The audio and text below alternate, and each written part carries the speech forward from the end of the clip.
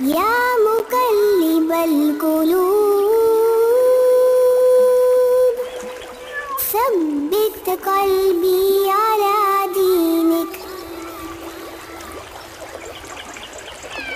السلام علیکم ورحمۃ اللہ، امید ہے آپ سبھی لوگ خیریت سے ہو۔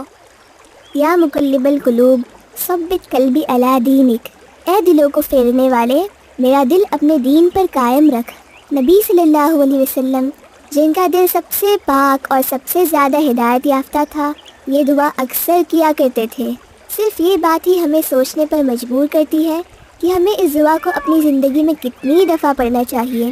لفظ قلب کے معنی صرف دل ہی نہیں بلکہ پلٹنا بدلنا بھی ہوتا ہے، کیونکہ دل ہمیشہ کسی نہ کسی حال میں رہتا ہے اور بدلتا رہتا ہے، کبھی روشن ہوتا ہے، کبھی اداس اور کبھی شک میں الجھا ہوا۔ دنیا ہر وقت ہمیں کھینچ رہی ہوتی ہے اپنی طرف۔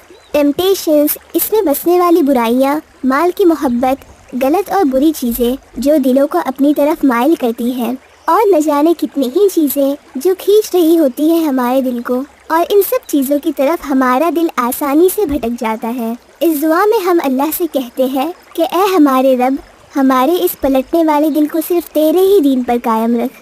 یہ دعا ایک اقرار ہے کہ یا اللہ، تو ہی ہے جو میرے دل کو مضبوط رکھ سکتا ہے۔ ہر دعا میں، ہر نماز میں اسے پڑھنا نہ بھولیں۔ اللہ سبحانہ و تعالی ہمارے دل کو اپنے دین پر مضبوطی سے قائم رکھے، آمین۔